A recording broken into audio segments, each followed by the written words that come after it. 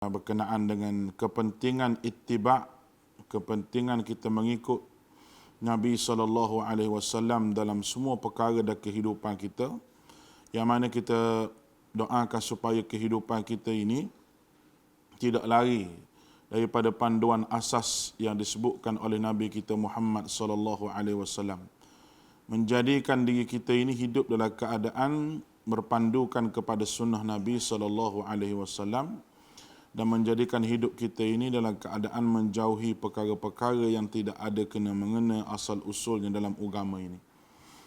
Baik, tuan-tuan yang dirahmati oleh Allah Subhanahu wa taala, pada pagi ini kita bahas berkenaan dengan Imam Al-Ibn Qayyim, muka surat yang ke-15. Al-Imam Ibn Qayyim sebut bahawa dia nukilkan para sahabat tentang perbuatan yang ditinggalkan Nabi SAW yang ada dua, dan kedua-duanya adalah sunnah Nabi SAW. Dia nukilkan dua benda yang dibuat oleh para sahabat Nabi dan dia disebut sebagai sunnah Nabi SAW. Bukan sahabat itu buat reka benda bid'ah, tidak ada. Bukan.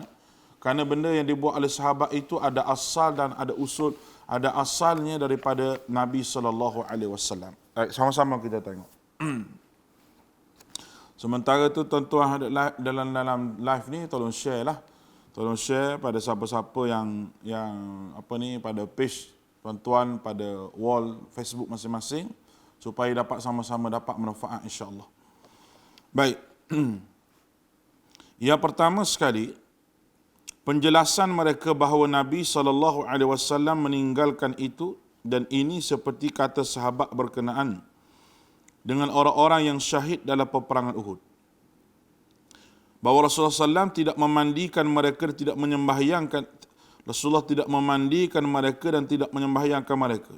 Begitu juga Rasulullah SAW, begitu juga sabda Rasulullah SAW tentang sembahyang dua hari raya. Tidak ada azan, tidak ada iqamah dan tidak ada panggilan. Begitu juga tentang sembahyang jamak baginda. Baginda tidak sembahyang sunat antara keduanya ataupun tidak sunat selepas daripadanya. Ini para sahabat dia memahami perbuatan Nabi SAW, dan perbuatan Nabi itu disebut sebagai sunnah Nabi SAW. Kerana Nabi meninggalkan benda tersebut. Kalau orang mati syahid, Nabi tidak memandikan. Sedangkan syarak memandikan. Kalau ikut betul, memandikan jenazah itu, mengkafankan dia, menyembahyangkan. Tapi Nabi tak buat benda, Nabi tinggalkan. Yang Nabi tinggalkan itu merupakan sunnah Nabi SAW. Merupakan sunnah Nabi. Ni kita kena faham lah. Kita kena faham dalam masalah ni. Walaupun benda tu benda yang ditinggalkan oleh Nabi, tapi kita tinggal, kita ikut Nabi jadi sunnah. Bukan kita pergi buat. Buat tu jadi benda-benda yang tidak yang bercanggah dengan syariat Nabi SAW. Yang keduanya, para sahabat juga tidak menukilkan perkara yang jika baginda melakukan pasti ada semangat dan dorongan kepada mereka, dan kebanyakan mereka adalah salah seorang untuk menukilkannya. Tetapi tidak ada seorang pun menukilkannya dan disebutkan tentangnya di dalam satu perhimpunan dengan jelaslah ia tidak ada. Selepas menyebut beberapa contoh seperti tidak melafazkan niat ketika sembahyang, tidak berdoa berjemaah selepas sembahyang, Ibn Qayyim menegaskan, dari sinilah diketahui bahawa pendapat yang menganggap sunnah melakukan hal-hal tersebut sebenarnya menyalahi sunnah. Apabila Rasulullah SAW meninggalkannya, itu bermakna tindakan baginda sunnah. Bagaimana perkara dilakukan oleh baginda disebut sebagai sunnah. Sekiranya kita menganggap sunnah mengerjakan perbuatan yang ditinggalkan baginda, pasti sebaliknya ia meninggalkan apa yang baginda lakukan itu adalah sunnah. Ibn Qayyim menafikan sekeras-kerasnya jika andaian dan keadaan tidak ada orang yang meriwayatkan tentang suatu perbuatan daripada Rasulullah SAW, bermakna baginda tidak pernah melakukan sama sekali. Berkemungkinan perkara itu adalah dilakukan cuma tidak diriwayatkan. Andaian ini jika diterima akan membuka seluas-luasnya pintu bid'ah. Sesiapa saja boleh mendakwa ini adalah sunnah, ini adalah ibadah dilakukan baginda tetapi tidak diriwayatkan. Kaedah usul fiqh menyebut Apabila adanya kemungkinan, maka tidak boleh hendak berdalil. Baik.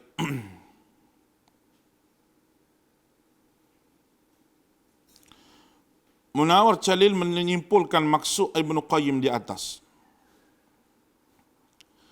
Pekerjaan-pekerjaan yang tidak dilakukan oleh Nabi SAW dan ada kalanya jelas diriwayatkan oleh para sahabat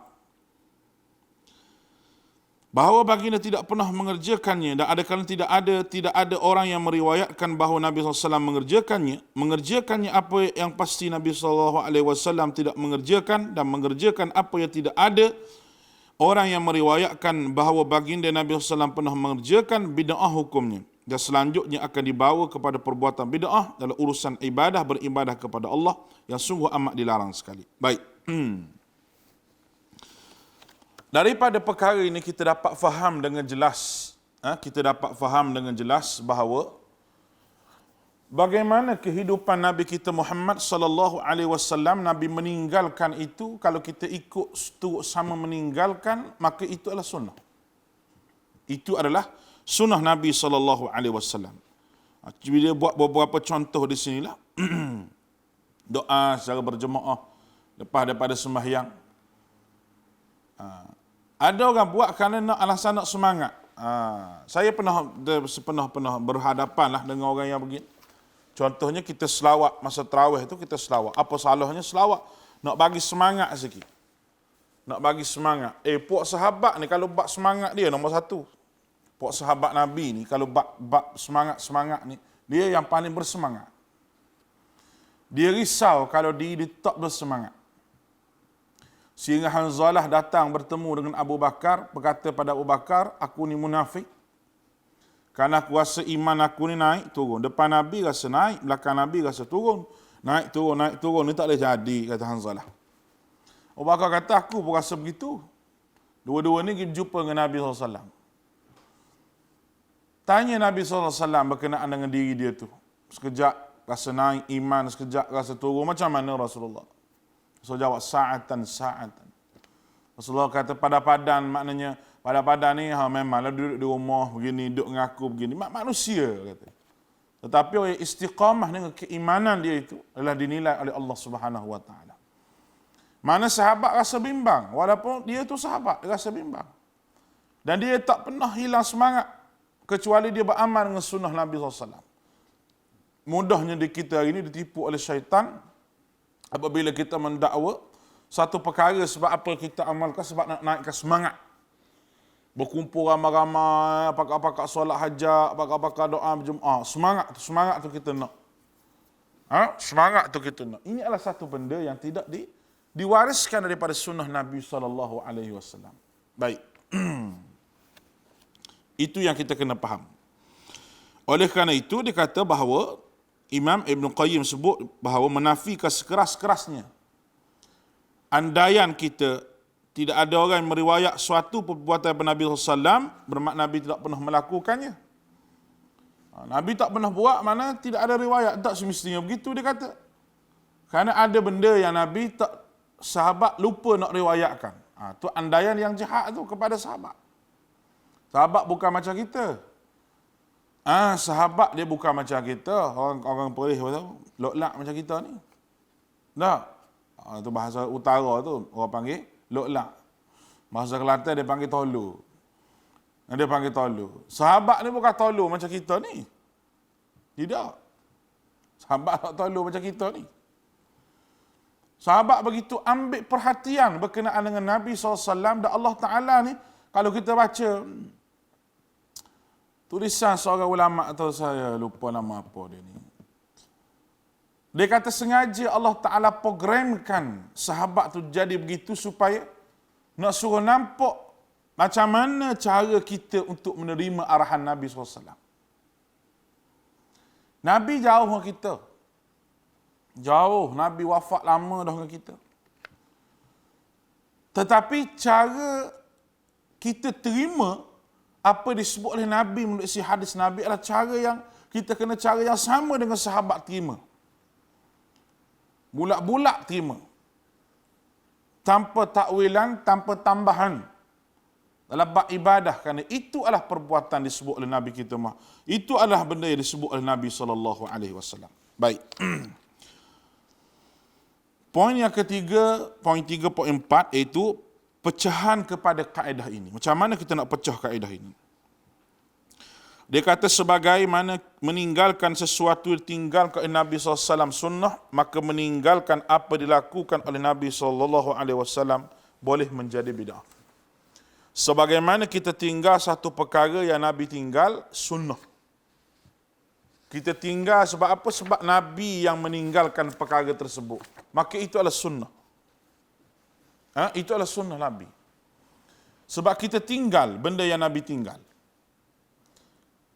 Kita tinggal benda yang ditinggalkan oleh Nabi kita Muhammad sallallahu alaihi wasallam.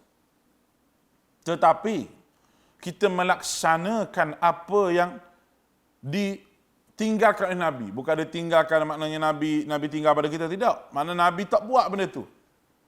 Ataupun ada dalil tapi dalam satu-satu hal Nabi tak buat. Contohnya azan bagi menurunkan jenazah. Berapa ramai yang mati bersama Nabi tak pernah buat. Syariat azan itu ada.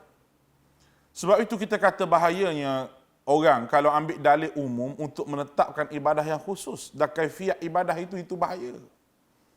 Orang ambil dalil berselawat itu untuk buat majlis berselawat. Dalam tu selawat apa tak tahu, dengan gendangnya, dengan apanya, yang pernah saya sebut dah sebelum daripada ni. Selawat dengan gendangnya, kerajaan kena habis duit banyak-banyak buat mari tu.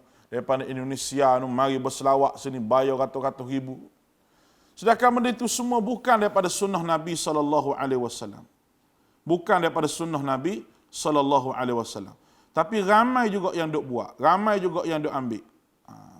Kenapa siapa nak selawat siapa susah gitu? Kita nak selawat saja sampai jadi payah, kena banyak perkara. Kenapa sampai begitu, kita kata? Kenapa sampai banyak sangat kita nak berselawat pada Nabi SAW ni? Jadi banyak hal. Jadi macam-macam pula kita kena buat. Dalam untuk kita berselawat pada Nabi kita SAW. Jadi, saya pun jadi orang panggil pelik juga dengan puak kita ni. Ya? Hairan jugalah dengan orang kita ni. Sebab apa, tuan-tuan rahmatullah? Baik. Kalau kita tengok, arahan Nabi SAW berselawat ni arahan secara umum. Kita panggil secara umum. Umumnya Nabi sebut selawat.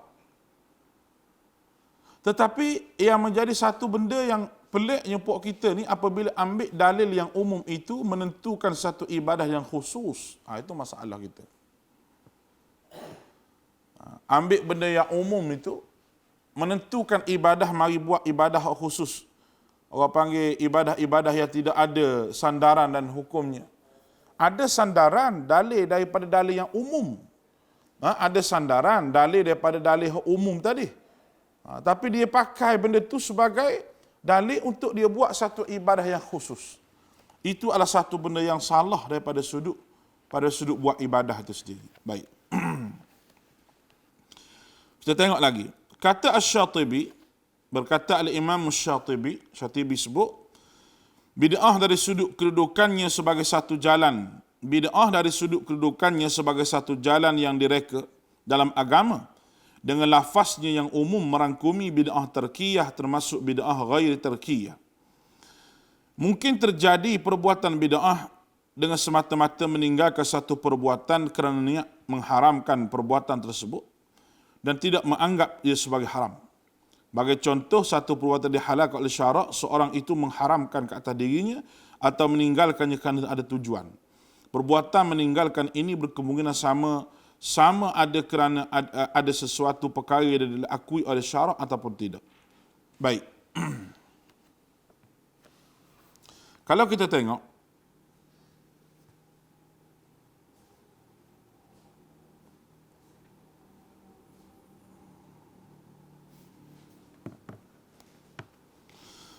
tengok, kita reka satu jalan yang reka dalam agama dengan lafaz tertentu, dengan bacaan-bacaan tertentu.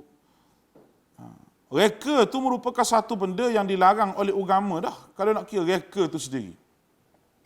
mereka-reka ibadah itu sendiri adalah satu perkara yang dilarang oleh agama kita. Agama kita tak bagi mereka. Dan sekiranya kita meninggalkan satu perkara yang diakui oleh syarak, kita tinggalkan perkara yang diakui oleh syarak, maka itu tidak mengapa. Kerana perkara diakui oleh syarak. Tetapi kita tinggalkan perkara yang syarak suruh buat, itu masalah. Ataupun kita buat perkara yang syarak suruh tinggalkan, juga masalah. Kerana maksudnya ialah meninggalkan sesuatu yang harus ditinggalkan atau dituntut supaya ditinggalkan, seperti mana dia mengharamkan makanan tertentu kerana membahayakan tubuhnya, atau apa, makanan itu halal. Tapi dia membahayakan, dia tinggalkan makanan itu kerana membahayakan tubuhnya. Orang kecil manis, nak makan manis sangat tak boleh. Orang gaut nak makan isi urik sangat tak boleh kerana gaut dia kuat. Makan sikit dah bekok kaki, contohnya begitu. Kalau dia tak makan, haramkan bagi diri dia. Kerana apa? Kerana memang patut sekarang menjaga tubuh dia. Akalnya atau agamanya atau sebagainya. Apa yang membahayakan akal ataupun agama dan sebagainya. Di sini tidak ada halangan baginya untuk meninggalkan perbuatan itu. Tidak ada halangan dan tidak menjadi dosa kerana ada illah lain. Begitu juga meninggalkan sesuatu yang membahayakan kerana berjaga-jaga supaya tidak membahayakannya. Itu adalah salah satu sifat orang yang bertakwa. Dan seperti orang yang meninggalkan perkara syubhat dan berwaspada kerana terjumus dalam perkara yang syubhat, maka sebab meninggalkannya atau kerana dia beriktikad haram suatu demi menjaga agama dan maruahnya. Baik. Jika dia meninggalkan sesuatu bukan kerana itu, bukan kerana dalil syarak, dia tinggal juga benda tersebut, maka ada dua keadaan yang sama. Sama ada keadaan keagamaan ataupun tidak. Macam mana? Jika tidak kerana keagamaan, maka orang yang meninggalkan itu bermain-main dengan sebab dia mengharamkan satu perbuatan yang dihalalkan oleh Allah, atau keazaman untuk meninggalkannya. Meninggalkannya ini tidak dinamakan bid'ah kerana tidak termasuk dalam pengertian bid'ah. Kerana bid'ah direka dalam masalah agama sahaja. Tetapi orang yang meninggalkannya berdosa dengan sebab meninggalkannya atau kerana dia beriktikad haram yang dihalalkan oleh Allah Ta'ala. Tadi dia mengharamkan suatu benda yang halal kerana tubuh badan dia, nak menjaga masalah tubuh dia. Saya tak boleh makan ini sebab ni. Saya tak boleh makan ni sebab ni. Betul? Tak apa dia tinggal. Tapi kerana nak main-main, tak boleh. Ataupun dia tinggalkan sebab dia tak boleh nak makan benda tu. Dia tidak mengharamkan benda tu, dia tak boleh makan. Ada orang jenis makan, tak boleh makan ikan keli tak? Ikan keli, ikan haruan ada. Dia duduk terbayang kepala ular. Duduk makan benda tu. Ataupun ada orang tak boleh makan gulai itik. Ada orang tak boleh makan ikan. Kerana tidak ada kepercayaan. Baik. Sekiranya dia meninggalkan itu dengan kepercayaan. Saya tak boleh makan rebung. Sebab apa? Saya ni baka cik, baka nik, baka wan, tak boleh makan rebung. Kalau makan rebung tak boleh sebab apa? Sebab tuk nenek saya dulu beranak dalam buluh betung, dia kata. Itu cerita Hindu. Mengaruk punya cerita. Ni kata saya tak boleh makan ni, ikan ni saya tak boleh makan. Orang ni kata, dia telah menghalalkan apa yang diharamkan oleh Allah dengan kepercayaan. Itu bid'ah. Dengan kepercayaan. Itu tak boleh. Dia tak boleh makan, tak mau makan, sudah. Gitu je lah. Tetapi dengan sebab kepercayaan tertentu, buat begini kerana sebab kepercayaan tertentu, maka tak boleh. Kecuali benda yang Allah Ta'ala tetapkan, benda tu halal. Bagi orang yang bernazar, contohnya dia sembelih kambing, dia tak boleh makan kambing tu. Walaupun orang lain boleh makan. Sebab apa pula begitu? Kerana itu syarak. Kalau dia pergi makan, itulah yang menjadi berdosa. Dia melanggar syarak, orang lain boleh makan. Sebab tu rugi orang bernazar ni, rugi. Orang kita banyaklah. Rugilah maknanya. Rugi macam mana? Dia bernazar. Adakah boleh pahala bernazar ni? Tak. Tunaikan nazar itu wajib. Bernazar itu sendiri tak boleh pahala apa. Lebih baik kita kata, saya kalau boleh projek ni, saya nak buat makan. Itu tidak bernazar. Kalau disebut saya bernazar, lepas ni nak buat gini, itu baru panggil bernazar. Itu adalah hukum fiqh lah, kita boleh terujuk. Baik.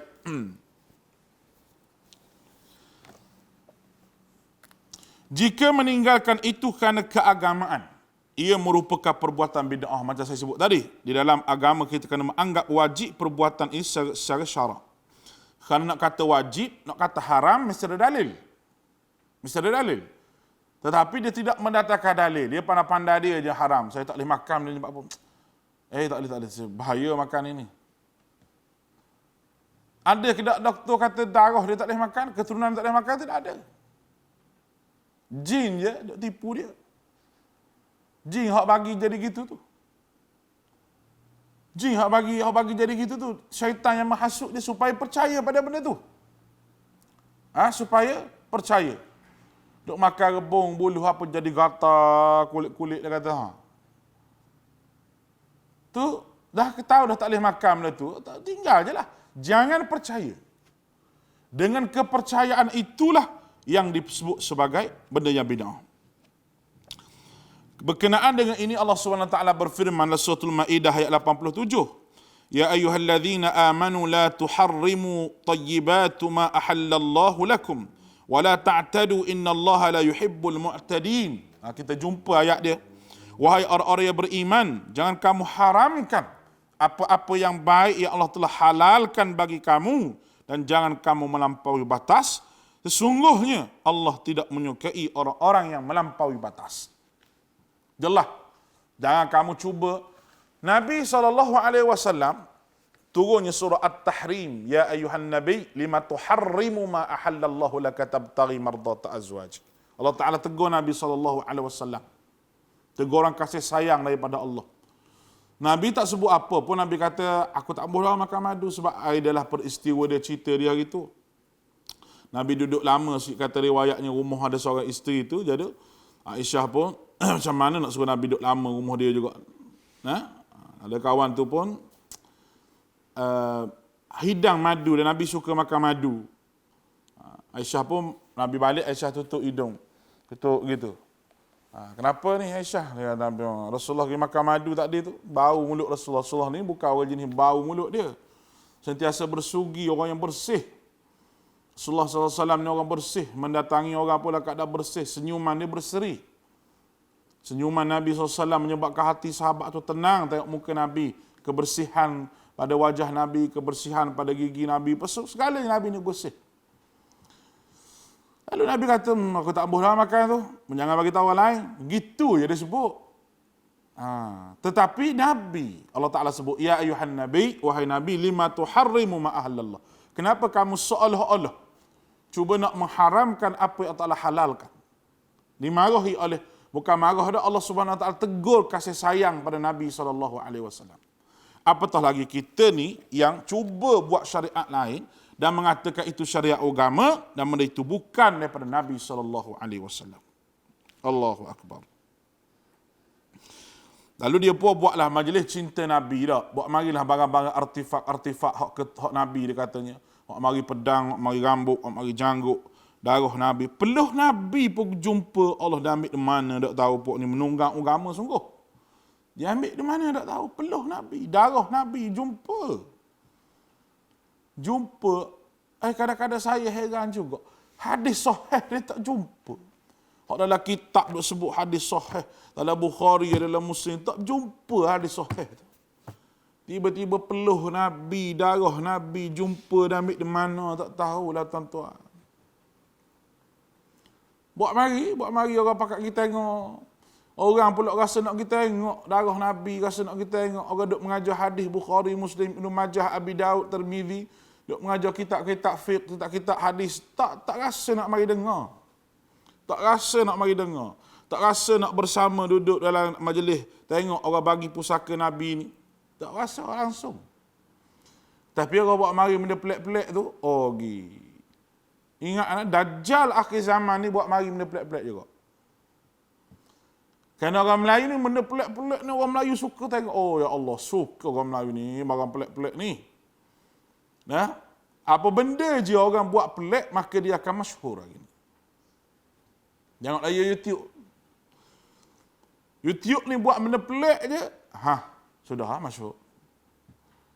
Ada seekor je buat benda pelik, orang lain pakat tiru.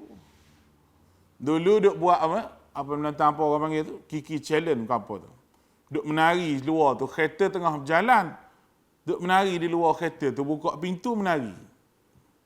Nah, entah siapa tahu dah seekor buat tu, habis pakat tiru belakang. Habis pakat tiru belakang. Pakat duk buat belakang kereta berjalan ni menari slow-slow macam orang putus wire orang panggil. Tapi duk buat juga. Kenapa? Mudah terikut sebab benda pelik-pelik. Bagaimana Dajjal mari akhir zaman bawa benda pelik-pelik lagi. Sebab apa? Sebab tak ada ilmu. Sebab akidah tidak ada. Sebab tak tahu perbezaan di antara peninggalan Nabi dan juga benda yang Nabi buat, benda Nabi tak buat, tidak ada beza. Dia tak berhenti nak beza. Hiduplah keadaan jahil. Maka mari cerita pelik-pelik dia pun rasa hebat. Duk kalau dalam WhatsApp tu berasap cerita pelik-pelik saja. Cerita pelik-pelik saja buat mari kat WhatsApp tu. Sebar juga, percaya juga. Allahu Akbar. Jadi hak pelik tu yang kita nak dengar. Hak pelik tu rasa ajaib. Hebatnya. Sedangkan benda tu berlaku ke tak? Orang panggil dalam syarak tu ada dalil ataupun tidak. Dia memang pandai, syaitan ni dia reti nak menyesatkan orang. Baik. Mula-mula Allah Ta'ala melarang daripada mengharamkan hal yang halal. Kemudian ayat ini menyatakan tindakan tersebut merupakan pencerobohan dan tidak disukai oleh Allah Subhanahu wa Ta'ala. Wala ta'tadu innallaha la yuhibbul mu'tadin.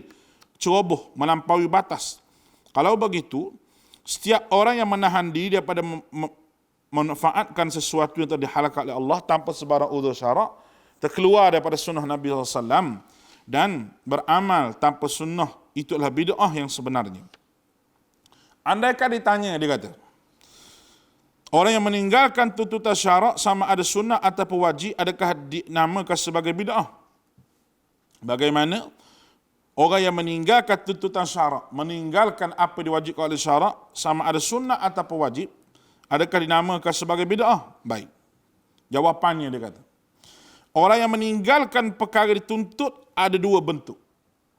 Meninggalkan perkara dituntut ada dua bentuk. Yang pertama, jika dia meninggalkan bukan kerana keagamaan sama ada kerana malas, cuai, dorongan ikut hawa nafsu, bentuk ini merupakan menyalahi perintah syarak. Dalil syarak suruh buat, dia tinggal kerana dorongan hawa nafsu, cuai, malas, maka menyalahi perintah syarak. Jika ditinggalkan itu wajib, maka ia maksiat. Maksiat pada Allah. Dia tinggal sungguh. Jika berkenaan sunat, maka dia tinggal perkara wajib, maka maksiat. Maksiat ni besar dosa dia. Kena bertaubat dengan Allah. Jika berkenaan dengan sunat, maka bukan maksiat. Dia meninggalkan benda sunat, itu bukan maksiat. Sebab sunat. Baik. Yang keduanya, meninggalkan kerana keagamaan, maka bentuk itu masuk adalah bid'ah. Kerana menganggap agama yang menyalahi apa yang telah disyariatkan oleh Allah. Kesimpulannya, penjelasan kita berkenaan ta'arif bid'ah yang direka dalam agama merangkumi bid'ah tarkiyah sebagaimana merangkumi bahagian yang lain, kerana jalan yang diisyaratkan itu terbahagi kepada meninggalkan atau tidak meninggalkan. Baik. Ini penjelasan Syatibi. Maknanya meninggalkan ada dua perkara. Kalau meninggal benda wajib, ya Allah Ta'ala suruh jadi maksiat. Tapi meninggalkan benda sunat, tidak maksiat. Meninggalkan benda sunat, itu tidak maksiat. Tidak dikira sebagai menyalahi syarak Nabi SAW. Kalau meninggalkan kerana ada faktor kepercayaan, kerana keagamaan, maka termasuk adalah benda-benda bid'ah kerana menganggap agama menyalahi apa yang telah disyariatkan oleh Allah Subhanahu wa Ta'ala. Baik. Musuh ayat ke-17, penjelasan panjang lebar Al-Imam Syatibi memberi maksud perbuatan meninggalkan terbahagi kepada yang pertama, meninggal sesuatu kerana perkara diakui oleh syariat. Tinggalkan perkara kerana ada akuan daripada syariat. Pertama. Yang kedua, meninggalkan sesuatu kerana perkara tidak diakui oleh syariat. Kedua, dan tidak timbul sebarang persoalan jika seorang mukallaf sengaja meninggalkan beberapa perkara kerana alasan yang diakui oleh syariat. Contohnya seorang pesakit yang berpantang dengan tidak makan setengah makanan kerana menjaga kesihatan supaya cepat sembuh. Alasan ini semua diakui dan diambil perhatian oleh syarak. Itu penjelasan Imam Syatibi yang kita faham. Tinggal suatu perkara yang syarak akui. Kerana meninggalkan sesuatu kerana perkara itu diakui oleh syarak. Suruh tinggal. Yang kedua, tinggal sesuatu kerana tidak diakui oleh syarak. Syarak tidak akui, kita tinggalkan perkara tersebut. Dan tidak timbul persoalan apabila seorang mukallaf meninggalkan sesuatu yang dihalalkan oleh Allah Subhanahu Wa Taala sebab dia ada penyakit dan sebagainya. Baik. Meninggalkan perbuatan kerana perkara yang tidak diakui oleh syarak itu pula terbahagi pada dua. Tinggal perbuatan kerana perkara itu tidak diakui oleh syarak ada dua. Macam mana? Kita baca sikit. Tidak menganggap sebagai agama perbuatan seorang mengharamkan sesuatu yang dihalalkan hukumnya sebagai mempermain-mainkan agama dan berdosa kerana menganggapnya haram. Perbuatan seorang mengharamkan sesuatu yang Allah Ta'ala halal dihukum sebagai mempermain-mainkan dengan tidak ada dalil yang terang. Ingat, mempermain-mainkan haram. Dan menganggap sebagai agama dengan erti agar mendapat pahala dan dapat menghampirkan diri kepada Allah. Contohnya meninggalkan perkahwinan dan anggap itu benda yang boleh mendekatkan diri dengan Allah, itu dianggap bidah. Sebab setengah daripada kita ada yang salah faham ni perkara ni. Salah faham perkara ini dengan nak jadi sufi meninggalkan perkahwinan kerana nak jadi sufi. Tak boleh. Kerana Nabi juga berkahwin. Dan dalil syarak juga suruh berkahwin. Maka kena ikut dalil syarak. Baik. Prinsip yang keempat. Kita masuk pada prinsip yang keempat. Iaitu ittiba'us sahabah sebahagian daripada agama. Prinsip yang ketiga yang kita sebut, ittiba'us sunnatin Nabi. Ikut sunnah Nabi sebagai prinsip dia. Yang ketiga, poin 4 ini adalah ittiba'us sahabah. Apa dia tu? Ikut sahabat. Sebahagian daripada agama. Baik, kita tengok. Termasuklah tuntutan agama ialah menuruti amalan dan pegangan generasi yang paling yang paling mulia, iaitu para sahabat Nabi SAW. Prinsip ini berdasar kepada dalil.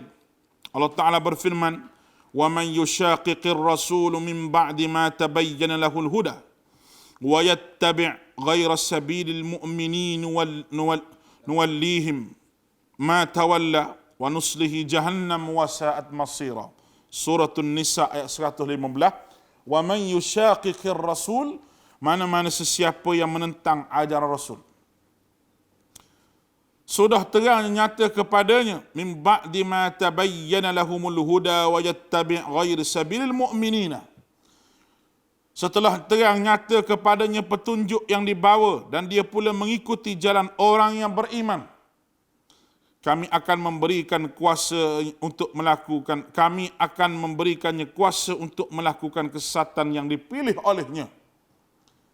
Kesesatan yang dipilih olehnya setelah diberi petunjuk daripada Allah Ta'ala yang dipilihnya pada hari akhirat kelak, dan kami akan masukkanlah ke Jahannam, dan ke Jahannam itu seburuk-buruk tempat kembali.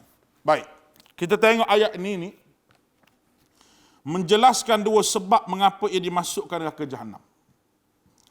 Yang pertama, tidak taat kepada Rasulullah sallallahu alaihi wasallam. Yang kedua, meninggalkan jalan orang mukmin dan mengikut jalan orang lain. Maka penafsiran jalan orang mukmin itu para sahabat dan orang yang beriman kepada Allah Subhanahu wa taala dan orang yang ittiba'us sunnah Nabi, ikut sunnah Nabi sallallahu alaihi wasallam. Mereka adalah orang yang tidak mengikuti sunnah Nabi, dia pilih jalan lain. Dia pilih jalan lain, jalan selain daripada sahabat Nabi. Dia pilih jalan selain daripada sahabat Nabi, dia faham menyalahi sahabat Nabi. Satu-satunya jalan yang dapat menyampaikan, satu-satunya jalan sahabat, satu-satunya jalan yang dapat menyampaikan sunnah baginda kepada umat ini melalui jalan para sahabat. Oleh kerana itu umatnya wajib mengikut para sahabat. Ini disebut oleh Habibur Rahman, tafsir Habibur Rahman.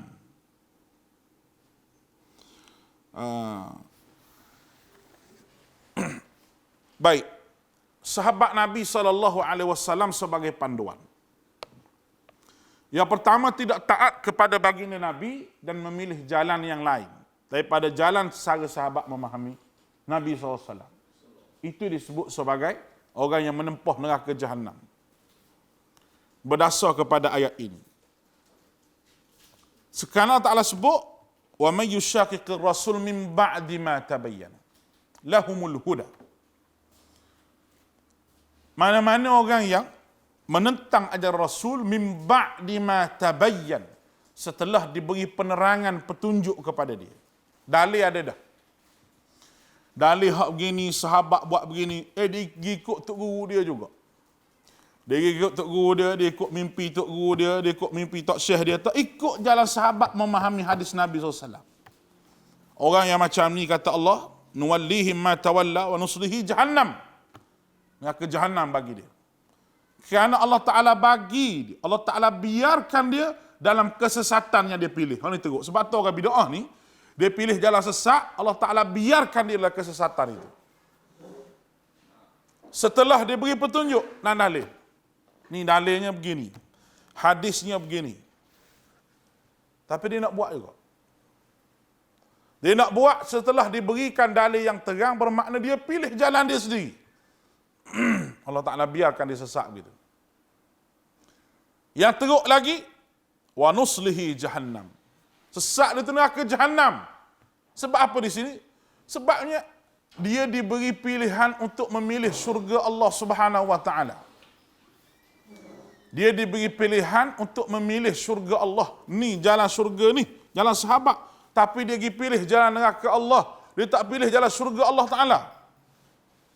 Dia tak pilih jalan syurga, nak pergi ke mana lagi? Nak balik ke rumah pun tak boleh. Neraka lah jawab dia. Bagi orang yang buat benda-benda hak Nabi tak buat ni. Jadi cuba kita fikir. Fikir daripada sudut pandangan agama ini, apabila kita tengok ayat ini, kita jelas, nyata, terang bahawa orang yang buat benda bid'ah, memang dia sayang untuk meninggalkan benda-benda yang dia buat. Sebab dia memilih jalan itu. Kita kata tak payah pujalah benda-benda begini. Ni darah Nabi ke, rambut Nabi ke, selipar Nabi ke, peluh Nabi. Mari duk mengaji hadis Nabi hak sahih ni. Tapi pergi juga. Peluh Nabi. Cari di mana peluh Nabi pun tak berjumpa. 1400 tahun. Tapi dia buat mari. Orang mana buat mari tahu buku dalam kain buat mari. Masuk masing-masing pakai bau wangi. Bau wangi dah dia pasang bukhur tu. Dia pasang hak berasak tu. Masuk bau wangi lah. Ada satu tempat hak buat pameran sunnah Nabi, dia kata pameran barang paling teruk lagi. Saya ada seorang pergi tu masuk tu. Bau rokok dia kata, bau danhe. Lah macam mana orang kata bau wangi, bau rokok penuh. Dia pakai isap rokok dalam tu. Mari tengok barang hak Nabi tinggal tapi dalam keadaan buat benda-benda hak Nabi larang. Ini semua tipu daya syaitan yang dibuat oleh penunggang-penunggang agama, disebut sebagai Dajjal akhir zaman ni. Kalau ada Imam Malik sebut Dajjal apa-apa ni. Kalau ada Imam Malik lah, orang yang mendustai agama ni dan mendustai Nabi, Imam Malik kata Dajjal, kadzab. Atau orang dah hantar mesej ke saya, Ustaz Dajjal keluar lagi. Kata, keluar lama dah Dajjal ni kata. Cuma bos dia tak keluar lagi. Nah, anak-anak dia halus-halus ni keluar lah. Dajjal duk cerita barang-barang palsu, duk cerita, duk ramal hari kiamat, duk ramal tu, duk ramal ni kiamat 2021, macam-macam. Allah Ta'ala sebutlah Quran, yas'alunaka 'anis sa'ah kul ilmuha 'indallah. Mereka tanya pasal kiamat tu bila? Sebutlah kiamat itu urusan Allah.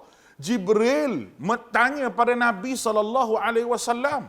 Jibril tanya Nabi, Mata sa'ah kiamat tu bila? Nabi kata sesungguhnya orang hak tanya tu dengan orang hak nak jawab ni sama-sama tak tahu belaka. Sama-sama tak tahu, nak tanya nak jawab sama-sama tak tahu. Dia boleh kata cuba sebut tanda-tanda dia. Tanda-tanda orang nak kiamat ni macam mana? Nabi sebut tanda-tanda dia. Dan tanda-tanda nak kiamat tu semua berlaku. Kita duk gaduh bila nak kiamat, bila nak kiamat. Amalan hak nak bagi pada akhirat tu kita duk buat bid'ah situ. Allahu akbar. Fa in amanu bimithli ma amantum bihi faqad ihtadaw. Allah Taala sebut lagi.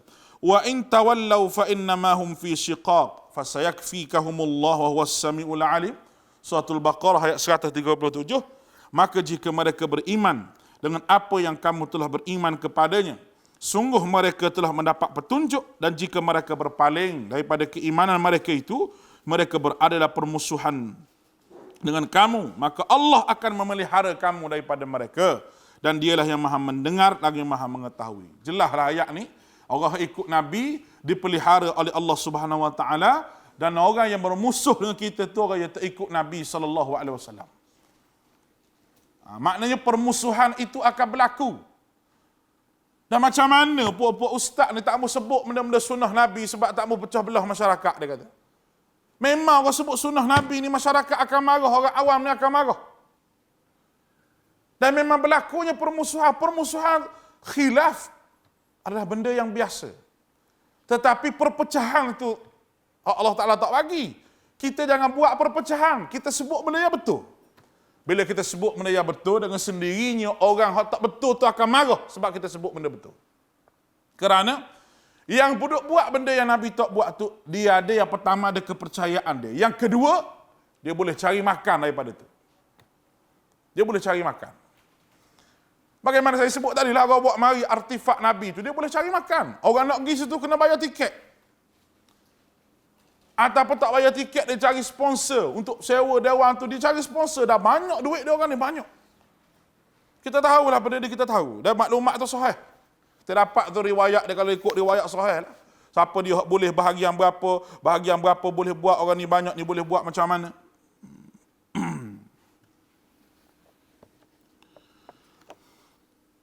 Baik.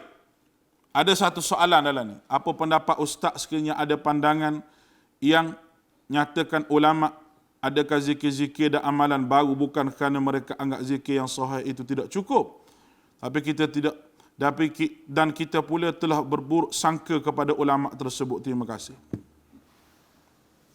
Buat zikir baru, dia kata bukannya tak cukup zikir Nabi. Dah, kalau buat baru tak cukup apa? Awak buat hak baru tu, awak tidak mengiktiraf Nabi tu. Awak tak cukup dengan zikir Nabi nak bertakarub dengan Allah Ta'ala. Bagaimana kita baca dah hadis kemarin, hak mari jumpa Aisyah tu, tanya amalan Nabi macam mana. Dia nak buat benda hak wajib tu lebih daripada Nabi, memang betul. Dia kata saya nak puasa malah berbuka dah sebab Nabi. Setara Nabi begitu, kita ni lagilah orang banyak dosa begitu. Dia fikir cara dia. Dia pun nak buat lebih. Seorang tu kata saya nak semayang malam, semayang je. Tak mau tidur-tidur. Ada dalil tak semayang tu? Ada, suruh semayang malam. Tapi dia buat tu bukan cara Nabi. Seorang lagi kata saya tak mau berkahwin. Saya tak mau berkahwin. Saya nak duduk dalam keadaan begitu, nak berdekat dengan diri dengan Allah Ta'ala. Nabi marah kedua-dua, tiga-tiga orang. Kenapa? Kerana cara nak buat tu kena ikut cara Nabi.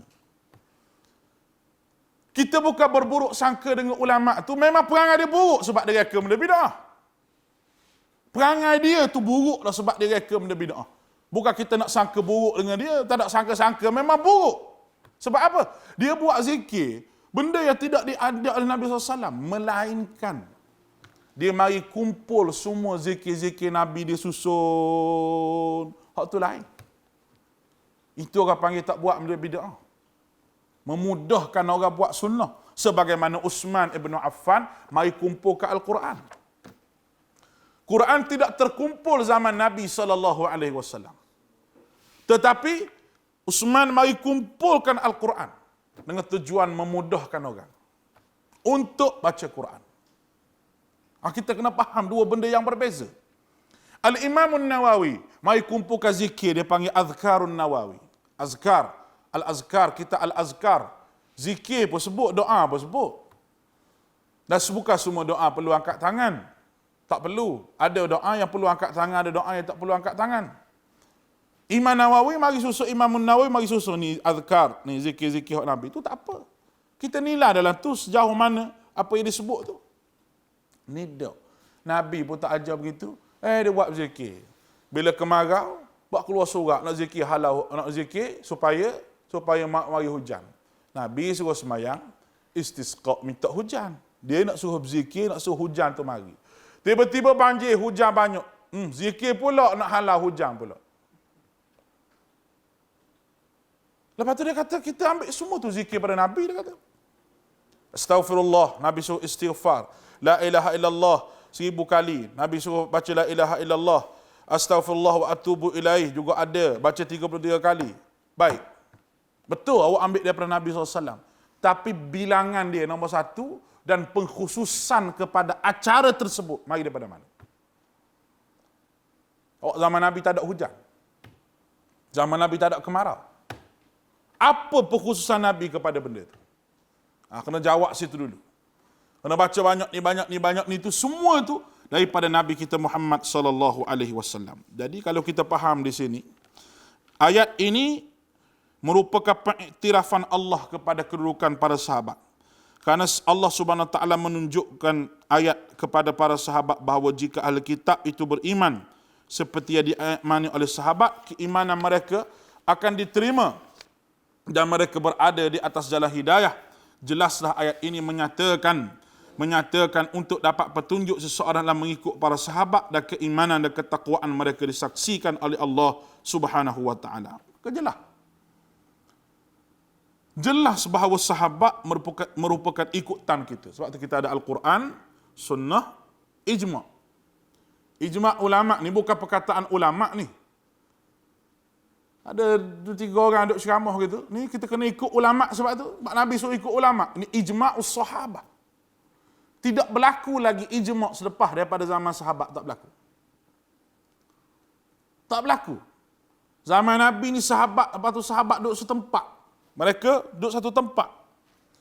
Lepas daripada berpindahnya pusat Islam, rata-rata dah pergi, sampai akhir sekali di Utsmaniyah, Turki, rata-rata dah pergi, ada pergi Kufah, ada pergi sana, pergi sini, tak berlaku lagi ijma'. Ijma' makna kesepakatan para sahabat menentukan satu perkara. Dalam bab hukum, maka tidak berlaku juga pada zaman sahabat. Orang mati berlambak-lambak pada zaman sahabat. Tak berlaku sahabat duk raih kematian. Awak sahabat teringat Nabi lahir bila? Tak berlaku juga perkara-perkara begitu yang sebagaimana yang orang Melayu kita faham. Berapa ramai orang yang duduk lahir pada zaman sahabat, budak-budak yang lahir, tak berlaku pula upacara nak dodoi, nak baca kitab berjanji. Tak berlaku benda tu. Saya sebut begini kerana kalau dia anggap sebagai adat semata-mata, tidaklah menjadi masalah. Tetapi ada kepercayaan di dalam itu. Ada kaitan dengan Nabi SAW.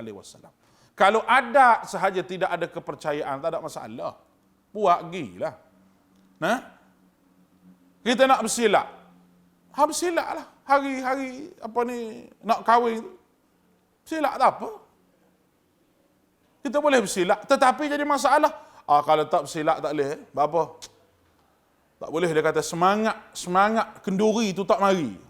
Semangat kenduri itu menyebabkan akidah. Jadi rasa. Buatlah benda apa pun tapi tidak berkaitan dengan Nabi, tidak berkaitan dengan akidah, tak ada masalah. Tetapi apabila suatu perkara tersebut berkaitan dengan sandaran pada Nabi SAW dan berkaitan dengan akidah, benda itulah yang menjadi masalah. InsyaAllah kita sambung esok dengan kita hurai sikit lagi kaedah yang keempat ini, iaitu ittiba'us sahabah. Ada lagi beberapa hadis Nabi SAW menceritakan berkenaan dengan kita juga wajib mengikut para sahabat dalam memahami sunnah Nabi SAW. Aqulu qawli hadha wa astaghfirullah wa ufawwidu amri ila Allah innallaha basirun bil ibad. Assalamualaikum warahmatullahi